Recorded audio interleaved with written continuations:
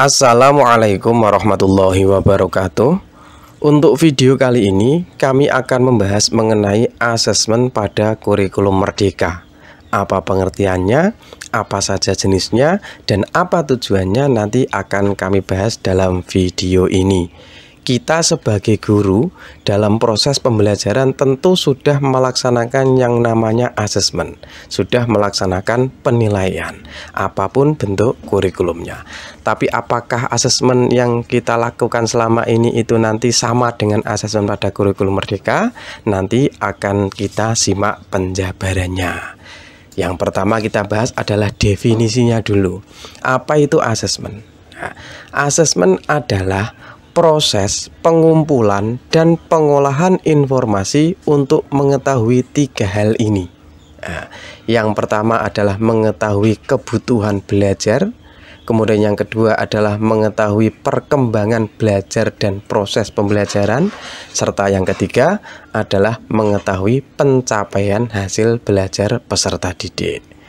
Kebanyakan pendidik, guru dalam melaksanakan asesmen selama ini lebih mengedepankan, lebih mementingkan porsinya lebih banyak yang nomor 3 ini, yaitu penilaian hanya digunakan untuk melihat pencapaian hasil belajar peserta didik yang biasanya dicantumkan, didokumentasikan dalam rapot-rapot dalam akhir semester. Tapi sebenarnya asesmen lebih jauh daripada itu, lebih luas daripada itu, yaitu juga ingin menggali informasi tentang kebutuhan belajar siswa, tentang perkembangan belajar setelah adanya proses pembelajaran, dan yang terakhir tentu saja adalah ingin menggali informasi pencapaian hasil belajar peserta didik. Dengan pengertian inilah, maka asesmen dalam kurikulum merdeka nanti dibagi menjadi 3. Yang pertama namanya asesmen diagnostik, yang kedua asesmen formatif, dan yang ketiga adalah asesmen sumatif. Asesmen diagnostik adalah asesmen yang bertujuan untuk mengidentifikasi kompetensi, kekuatan, dan kelemahan siswa. Asesmen ini dilakukan sebelum merancang modul ajar, sebelum merancang tujuan pembelajaran, alur tujuan pembelajaran. Kita nanti melaksanakan asesmen diagnostik, yaitu ingin mengetahui bekal siswa dulu, ingin mengetahui profil siswa, bagaimana kompetensinya, bagaimana gaya belajarnya, bagaimana kekuatannya, bagaimana kelemahan siswa. Dari hasil asesmen diagnostik ini nanti kita jadikan acuan untuk membuat tujuan pembelajaran yang kemudian kita susun menjadi ATP dan akhirnya menjadi modul ajar, supaya nanti pembelajaran yang kita lakukan itu benar-benar sesuai konteks, sesuai kebutuhan siswa, dan itulah ciri khas dari kurikulum merdeka. Jadi sebelum kita melaksanakan asesmen diagnostik kok sudah membuat modul ajar, tentu saja pembelajaran kurang memahami konteks, kurang berpedoman, kurang berfokus pada konteks siswa. Kalau kita sudah terlanjur membuat modul ajar, maka nanti kita bisa edit, kita bisa sesuaikan dengan hasil diagnostik yang kita lakukan. Untuk asesmen diagnostik, insya Allah nanti akan kami perdalam di video yang lain. Kemudian yang kedua adalah asesmen formatif, yaitu asesmen yang bertujuan untuk memberikan informasi atau umpan balik bagi pendidik dan peserta didik untuk memperbaiki proses belajar. Jadi asesmen yang kedua ini, asesmen formatif ini tujuannya bukan untuk menggali informasi mengenai ketercapaian pembelajaran, ketercapaian tujuan pembelajaran yang biasanya berbentuk angka, tapi fungsinya yang nomor 2 ini adalah untuk memperbaiki proses belajar. Inilah nanti yang akan membedakan, karena nanti dalam kurikulum merdeka asesmen formatif ini porsinya lebih banyak. Nah, kita nanti dituntut atau disarankan untuk selalu memperbaiki proses belajar. Apa kelemahan kita, apa kelebihan kita, apa yang bisa kita perbaiki, nanti adalah hasil dari asesmen formatif, sehingga diharapkan proses pembelajaran yang terjadi di kelas akan semakin bagus, akan semakin berkualitas. Asesmen formatif ini dilakukan sebelum dan selama proses pembelajaran. Berbeda dengan asesmen formatif, asesmen yang ketiga adalah asesmen sumatif. Inilah yang biasa kita lakukan dalam kurikulum-kurikulum sebelumnya, yaitu asesmen yang bertujuan untuk memastikan ketercapaian keseluruhan tujuan pembelajaran. Asesmen sumatif ini dilakukan setelah proses pembelajaran, biasanya berupa ulangan semesteran, ulangan akhir tahun. Jadi, sebuah asesmen ketika dilakukan kok tujuannya untuk memperbaiki proses pembelajaran, maka itu termasuk asesmen formatif. Kalau tujuannya untuk mencari nilai siswa, untuk menggali ketercapaian tujuan pembelajaran, maka itu asesmen sumatif. Berarti ulangan harian masuk yang mana? Tergantung kita. Kalau kita mencari nilai siswa untuk mengetahui ketercapaian tujuan pembelajaran, maka itu termasuk asesmen sumatif. Tapi kalau asesmennya untuk memperbaiki proses pembelajaran, maka itu termasuk asesmen formatif. Ada juga yang membagi asesmen kurikulum Merdeka itu menjadi 3 dengan nama yang lain. Tentu saja 3 ini sama dengan tadi, hanya beda istilahnya saja. Ada yang mengatakan assessment as learning, ada assessment for learning, dan juga ada assessment of learning. 2 yang atas, assessment as learning dan for learning, ini termasuk formatif. Kalau yang of learning itu termasuk sumatif. Cara membedakannya mudah. Kalau sum itu kan jumlah ya, berarti sumatif berarti akumulasi. Sum itu kan jumlah akumulasi dari proses-proses tujuan pembelajaran yang sudah dilaksanakan. Kalau asesmen as learning ini adalah asesmen sebagai proses pembelajaran, yaitu untuk bahan refleksi proses pembelajaran, termasuk asesmen formatif. Kalau yang asesmen for learning adalah asesmen untuk proses pembelajaran, yaitu untuk perbaikan proses pembelajaran. Bedanya apa? Nah, ini kita bisa melihat per kata ya.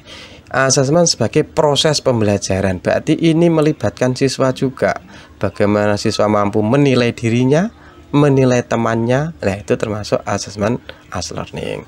Kalau for learning ini lebih melibatkan guru, karena untuk memperbaiki proses pembelajaran yang sudah dilakukan. Kalau asesmen yang of learning ini sama persis dengan asesmen sumatif, yaitu yang dilakukan pada akhir pembelajaran untuk evaluasi hasil pencapaian kompetensi.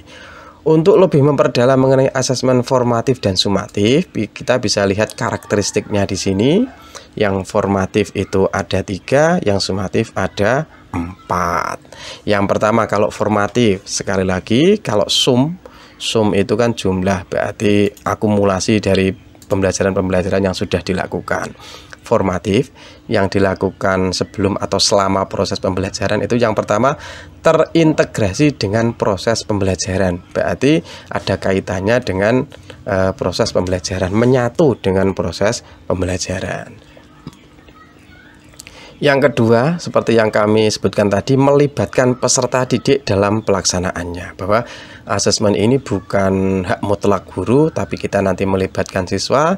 Di samping untuk mengetahui data dari siswa, kita nanti juga bisa melatih siswa untuk terbiasa melakukan refleksi, agar mereka bisa punya tingkatan pemahaman yang metakognitif, yang bisa merefleksi dirinya sendiri, sehingga mereka ketika dalam kehidupan nyata nanti bisa selalu melakukan refleksi untuk perbaikan dirinya menjadi lebih bagus lagi.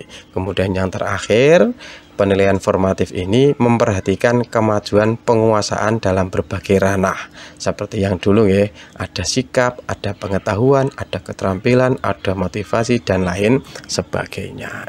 Kalau yang sumatif ini tentu kita sudah paham semuanya, dilakukan setelah pembelajaran berakhir, akhir semester bisa, akhir tahun bisa, atau satu bab, satu materi juga bisa. Kemudian pelaksanaannya bersifat formal, biasanya ada kepanitiaan, sehingga membutuhkan perancangan instrumen yang tepat sesuai dengan capaian kompetensinya. Yang keempat, sebagai bentuk pertanggungjawaban sekolah kepada orang tua dan peserta didik yang biasanya berbentuk rapot atau LHB, laporan hasil belajar siswa, dan digunakan pendidik atau sekolah untuk mengevaluasi efektivitas program pembelajaran. Sekarang kita akan masuk ke contoh kegiatan. Untuk yang asesmen formatif, contohnya yang pertama, kita sebagai guru nanti memulai kegiatan tatap muka dengan memberikan pertanyaan berkaitan dengan konsep atau topik yang dipelajari pada pertemuan sebelumnya. Kemarin kita sudah belajar apa anak-anak? Kalau anak-anak ternyata sudah paham, berarti bisa kita lanjutkan. Tapi kalau ternyata ada yang belum dipahami, maka tentu saja kita butuh penguatan terlebih dahulu supaya tidak ada tujuan pembelajaran yang keteteran. Sehingga nanti kalau keteteran, ke jenjang berikutnya juga akan semakin keteteran. Kemudian yang kedua contohnya adalah pendidik mengakhiri kegiatan pembelajaran di kelas dengan meminta peserta didik untuk menuliskan 3 hal. Apa yang sudah kamu pahami, apa yang belum kamu pahami, apa yang ingin kamu pelajari lebih mendalam. Kemudian hasilnya nanti kita bisa gunakan sebagai bahan untuk refleksi. Kemudian yang ketiga, ketika kita mengadakan percobaan, misalnya biologi, maka setelah kegiatan percobaan kita adakan diskusi terkait proses dan hasil percobaannya. Kemudian pendidik memberikan umpan balik terhadap pemahaman peserta didik. Yang keempat, pendidik memberikan pertanyaan tertulis. Kemudian setelah selesai menjawab pertanyaan, peserta didik diberi kunci jawabannya sebagai acuan melakukan penilaian diri. Anggap saja ini seperti post test ya, atau pre-test, post test. Nanti kita kasih kunci jawaban, ternyata siswa nanti bisa tahu, oh ternyata saya sudah paham, oh ternyata saya belum paham materi yang ini, sehingga nanti kita adakan perbaikan. Dan yang kelima, contohnya adalah penilaian diri. Siswa menilai dirinya sendiri. Penilaian antar teman satu dengan teman yang lain saling menilai. Nanti bentuknya bisa contohnya menulis surat untuk temannya tentang konsep yang dipelajari. Kemudian untuk asesmen sumatif nanti seperti yang kami jelaskan tadi, ini dilakukan setelah pembelajaran berakhir. Misalnya pada akhir satu lingkup materi, anggap saja satu bab atau satu tujuan selesai, kita pengen melakukan asesmen, boleh. Yang kedua pada akhir semester atau pada akhir fase, itu juga boleh. Dan ini perlu dipahami Bapak Ibu, khusus asesmen pada akhir semester ini bersifat pilihan. Kalau biasanya asesmen akhir semester pasti berupa tes, anak-anak mengerjakan soal, tapi nanti ada pilihannya. Yang pertama, jika pendidik merasa masih memerlukan konfirmasi perencanaan pembelajaran dan asesmen atau informasi tambahan untuk mengukur pencapaian hasil belajar peserta didik, maka dapat melakukan asesmen pada akhir semester. Sebaliknya, jika pendidik merasa bahwa data hasil asesmen yang diperoleh satu semester itu sudah cukup, tidak perlu ada lagi asesmen sumatif, maka tidak perlu melakukan asesmen pada akhir semester. Hal yang perlu ditekankan untuk asesmen sumatif, pendidik dapat menggunakan teknik dan instrumen yang beragam. Tidak harus berupa tes, bisa berupa observasi, berupa praktek, berupa portofolio. Nah, itu adalah kebebasan kita sebagai pendidik, karena nanti dalam asesmen ada beberapa prinsipnya yang akan kami sajikan videonya setelah ini. Terima kasih Bapak Ibu, semoga ada manfaatnya. Assalamualaikum warahmatullahi wabarakatuh.